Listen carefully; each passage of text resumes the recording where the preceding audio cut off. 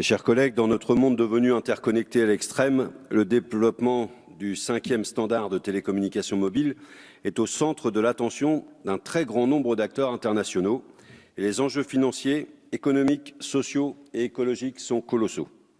Si cette future technologie ne risque pas de bouleverser notre manière d'utiliser notre téléphone portable, sauf à nous faire gagner quelques secondes lors du téléchargement lourd, elle va changer en profondeur la manière dont les industries vont se servir de l'Internet mobile.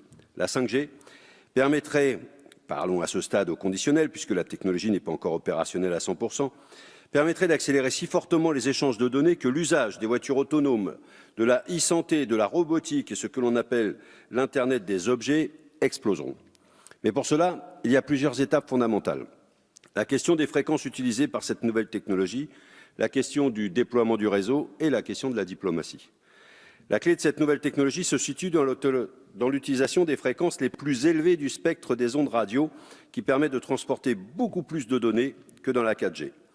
Mais l'utilisation de ces plages de fréquences pose de gros problèmes. Tout d'abord, il semblerait que les hautes fréquences sont utilisées par l'armée française. Les députés communistes souhaitent savoir si l'État n'a pas discrètement grignoté sur les fréquences militaires pour se faire de l'argent en vendant ces fréquences dans le cadre de la mise en place de la 5G.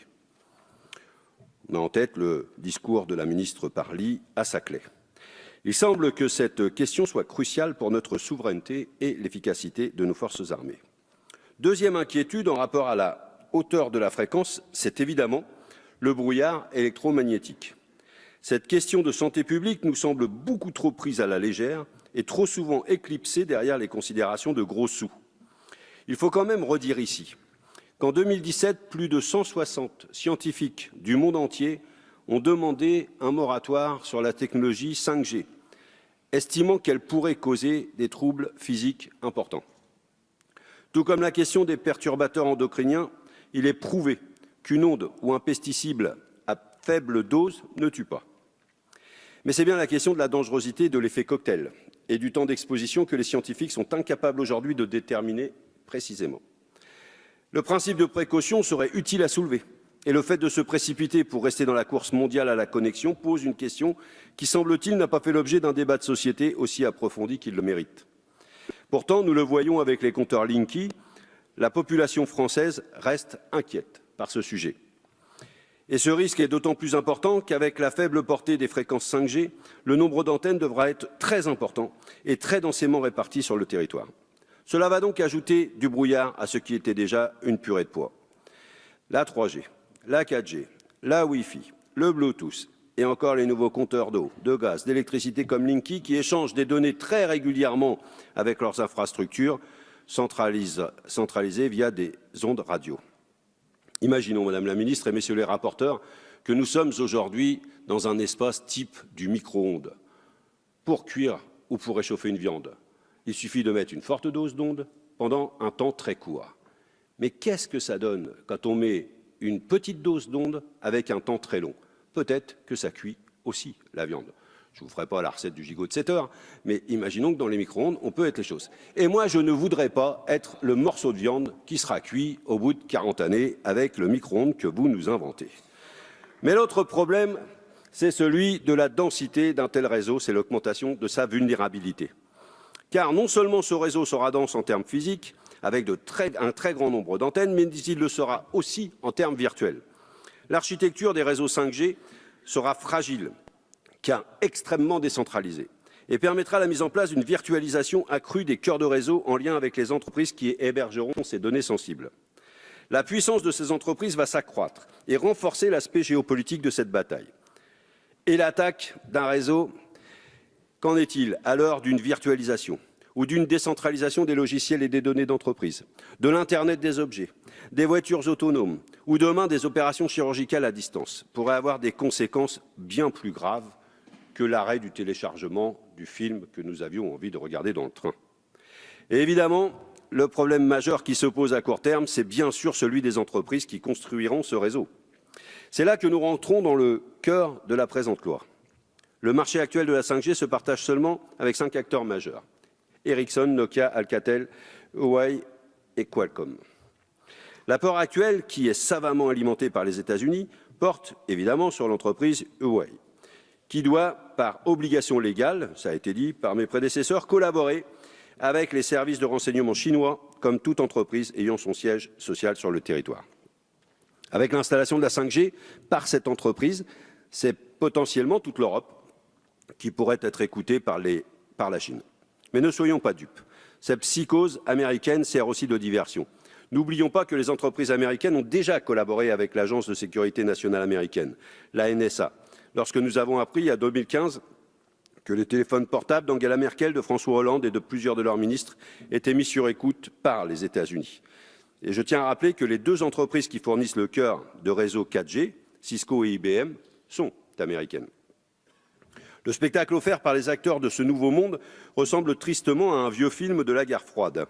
Les Chinois ou les Russes nous espionnent pour le plus grand malheur, tandis que les Américains nous espionnent pour notre plus grand bonheur.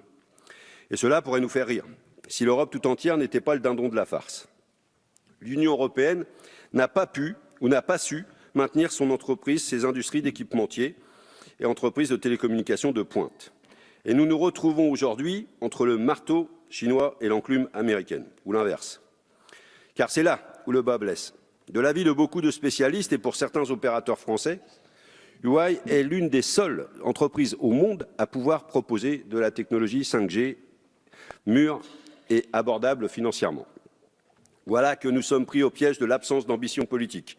Quant à la lutte contre la désindustrialisation des pays européens, les communistes vous avaient prévenu. Alors que la France a laissé Alcatel se faire racheter par Nokia en 2015 sans vraiment se battre, puis n'a rien dit quand l'entreprise a annoncé la suppression de 2000 postes en Europe, dont 1000 en France, voilà que vous vous rendez compte enfin de la valeur des emplois que vous avez laissé détruire.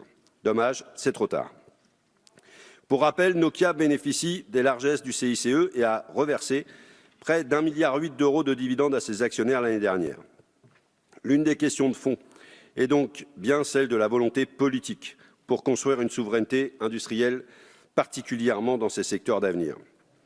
Peut-être qu'avec des outils que nous, députés communistes, réclamons depuis très longtemps, comme la nationalisation temporaire des entreprises nécessaires à notre souveraineté en cas de rachat, nous ne serions pas là en train de pleurer en nous protégeant tant bien que mal contre Pékin et Washington. En attendant, nous voilà obligés soit de coopérer avec une entreprise chinoise au risque d'être la cible d'attaques économiques de M. Trump et d'être espionnés à une échelle gigantesque par Pékin, soit de mettre de côté cette entreprise en nous exposant à la colère de Pékin et en prenant un retard considérable. Retard qui aura deux conséquences. Premièrement, sans Huawei, nos opérateurs ne pourront pas déployer la 5G sur notre territoire avant 2020 comme annoncé.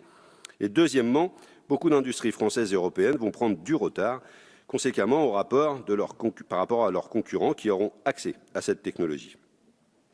Mais cette course à la 5G pose aussi la très grande question écologique. Soyons directs, l'Internet vert n'est qu'un fantasme.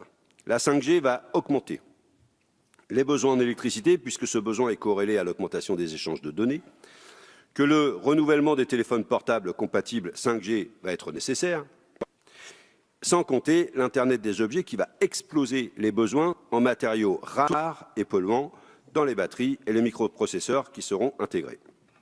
On recoupe donc la question de la souveraineté énergétique qui se pose actuellement avec la programmation pluriannuelle de l'énergie que le ministre de Rugy a présentée il y a quelques jours, et la question du consumérisme capitaliste qui nous mène droit dans le mur.